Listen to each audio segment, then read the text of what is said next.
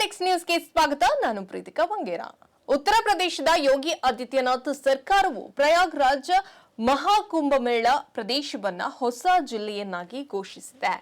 ಈಗ ಮಹಾಕುಂಭದ ವೇಳೆಯಲ್ಲಿ ಯುಪಿಯಲ್ಲಿ 75 ಅಲ್ಲ 76 ಜಿಲ್ಲೆಗಳು ಇರುತ್ತವೆ.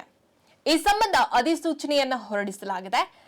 ಸರ್ಕಾರದ ಸೂಚನೆಯ ಮೇರೆಗೆ ಜಿಲ್ಲಾಧಿಕಾರಿ ಪ್ರಯಾಗ್ರಾಜ್ ರವೀಂದ್ರ ಕುಮಾರ್ ಮಂದರ್ ಭಾನುವಾರ ಸಂಜೆ ಅಧಿಸೂಚನೆಯನ್ನ ಹೊರಡಿಸಿದ್ದಾರೆ. ಮಹಾಕುಂಭಕ್ಕೂ ಮುನ್ನ ಹೊಸ ಜಿಲ್ಲೆಯ ಅಧಿಸೂಚನೆಯನ್ನ ಹೊರಡಿಸಿರುವಂತಹ ಸಂಪ್ರದಾಯವಿದೆ.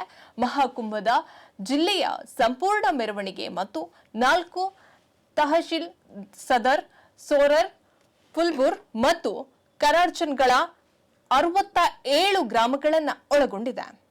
ಜಾತ್ರೆಯ ನಂತರವೂ ಕೆಲವು ದಿನದವರೆಗೆ ಈ ಜಿಲ್ಲೆ ಅಸ್ತಿತ್ವದಲ್ಲಿದೆ. ಮಹಾಕುಂಭದ ಸಮಯದಲ್ಲಿ ಸಂಪೂರ್ಣ ಹೊಸ ನಗರವನ್ನ ಸ್ಥಾಪಿಸಲಾಗಿದೆ ಎಂಬುದು ಗಮನಾರ್ಹವಾಗಿದೆ.